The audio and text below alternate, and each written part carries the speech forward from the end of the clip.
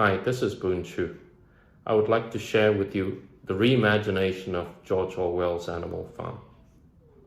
That night, all the animals on the farm were in jubilation. The farmer and his wife were all dead. They had waited for this moment all of their lives. The ecstasy was irrepressible. The instinctive squeals and vocalizations were of unmistakable delight.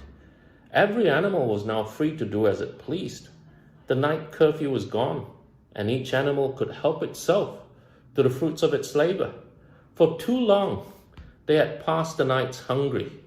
The granaries once locked were now wide open. Each animal helped itself to its favorite grains. The pig to the corn, the cow and the horses to the wheat. The next morning, sober from the night's victory, the animals got together, all 120 of them. There were 60 cows, 30 horses, and 30 pigs. And there was an air of expectation, almost carnival-like, at a brand new beginning. Ralph, the oldest of the pigs, took the initiative and he stood up. And he said at the top of his voice, "The farm is now ours. We will run it as we see fit. And if we do a bad job of it, we will starve. We will run out of grains. But if we run it for ourselves well, we will prosper." The farmer ran it for himself. We are now the masters of our own destiny. We're all creatures of God, and we're equal, no less than the humans. Every single cow, horse, and pig will have a God-given right to pursue happiness the way it sees fit and partake in the running of the farm. From henceforth, we're all equal, he shouted at the top of his voice as tears streamed down his cheeks. Moments later, there were murmurs about having a vote, one per every mature animal. The cows, being the most numerous, were readily agreeable. To show that they were impartial, they had unanimously nominated Ralph to be their leader. Even the horses agreed, seeing as they had much in common with the cows. The pigs' votes went to Ralph too. And Ralph, on his part, to show good faith, promised that everyone would have a say in the running of the farm. And for the first year, when Ralph took over from the farmer, the farm ran well.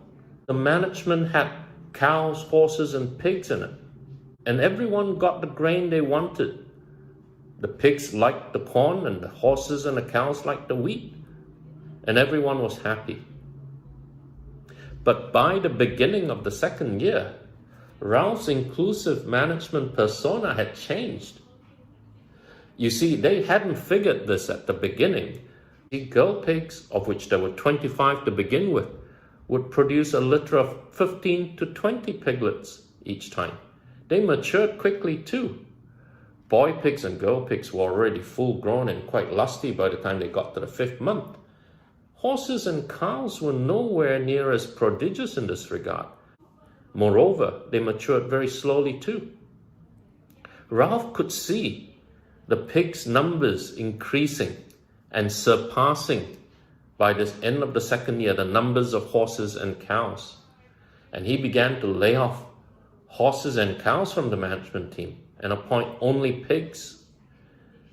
Soon pigs dominated the managerial positions of Ralph's team. At the pigs' instigation, Ralph ordered that only corn, their favorite grain, would be planted. Night curfews were soon placed on horses and cows to ensure that they worked the fields at the crack of dawn. Corn, being the only grain harvested, meant that every animal ate the same.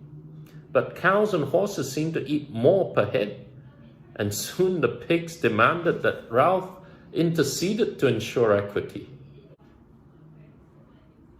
Not long after that, the management introduced corn rationing for cows and horses.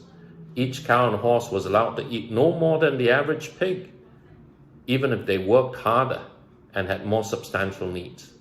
At the next election, Ralph was re-elected, as there were far more mature pigs than there were cows and horses put together. The farm carried on through many generations of animals. Sadly for the cows and horses, hunger was again a daily misery. Notwithstanding this, news still got around on how the animals of this farm had God-given an inalienable right to consent and manage their affairs democratically. Everyone held up the farm as a great example of freedom and democracy. The cows and horses returned to vote each year, ever hopeful, but the farm could never change. It remained far from a happy place if one was not a pig. Now, this reimagination of George Orwell's Animal Farm unfortunately afflicts many democracies. If you replace the pigs with people with vested interests, whether it's dogma, whether it's an interest in religion, whether it's an interest in race, you get the same output.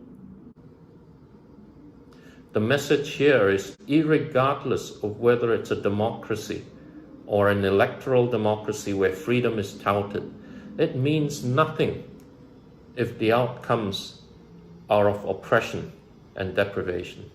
Thank you.